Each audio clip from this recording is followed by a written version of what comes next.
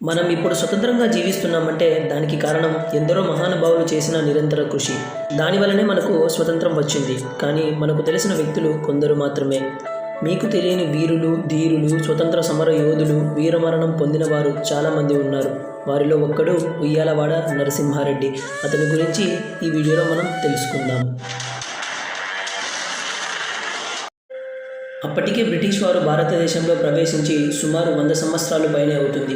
భారతీయుల మంచితనాన్ని, సహనాన్ని, అమాయకత్వాన్ని ఆసరాగా చేసుకుని ప్రజలను వారి ఆధీనం చేసుకుని దౌర్జన్య పాలనతో పీడిస్తూ ఉండేది బ్రిటిష్ ప్రభుత్వం. అది నవంబర్ 24, 1806. బ్రిటిష్ వారి అరాచక పాలనను ఎదుర్కొనేందుకు మొట్టమొదటిసారిగా ఒక తెలుగువాడు తెల్లదొరల పాలిట యమకింకరుడుగా మారడానికి ఒక వీరుడు జన్మించాడు. అతనే ఉయ్యాలవాడ నరసింహారెడ్డి. ఇతను కర్నూలు జిల్లాలోని రూపనగుడి గ్రామంలో జన్మించి ఉయ్యాలవాడలో పెరిగి పెద్దయ్యాడు. ఉయ్యాలవాడకు పాలెగాడుగా నరసింహారెడ్డి తండ్రి పెద్దమల్లారెడ్డి ఉండేవాడు.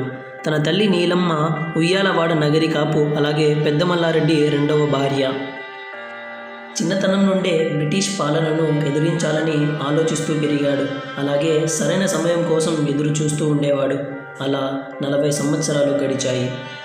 అది 1846 జూన్. కోయిలకుంట్ల ఖజానా తహసీల్దార్ తన నెలసరి భరణం ఇవ్వకపోవడంతో ఇదే సరైన సమయమని వేటలాంటి తన తిరుగుబాటును మొదలుపెట్టాడు.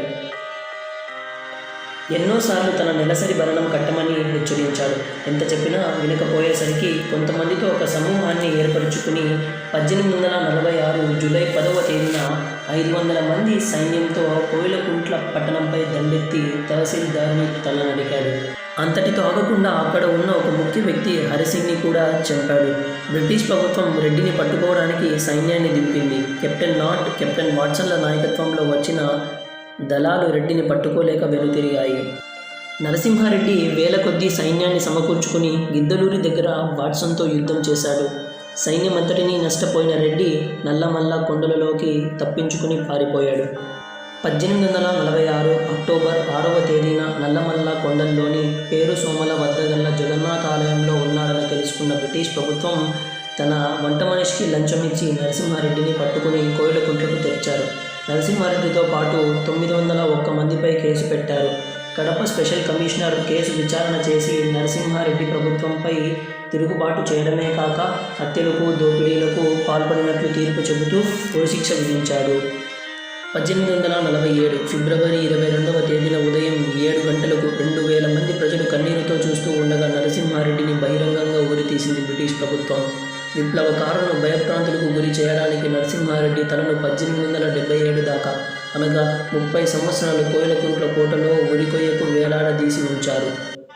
నరసింహారెడ్డిలాగా స్వతంత్రం కోసం పోరాడిన వారు ఎందరో ఉన్నారు. వారిలో ప్రముఖులు గావు మల్లుదొర, దేశపాండే సుబ్బారావు, ముతుకూరి గౌడప్ప, అల్లూరి సీతారామరాజు, ఎర్రమల కొండప్ప, సదాశివన్, కచారి సుబ్బారావు, గుత్తి రామకృష్ణ, నీలం రాజశేఖర్ రెడ్డి, వికే ఆదినారాయణ రెడ్డి, విద్వాన్ విశ్వం.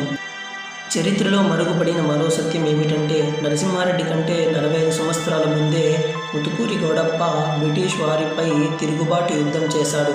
కానీ ఈయన పోరాటం గురించి అప్పటి సామంతులుగా ఉన్న పాలెగాళ్ళు బయటికి రానివ్వలేదు.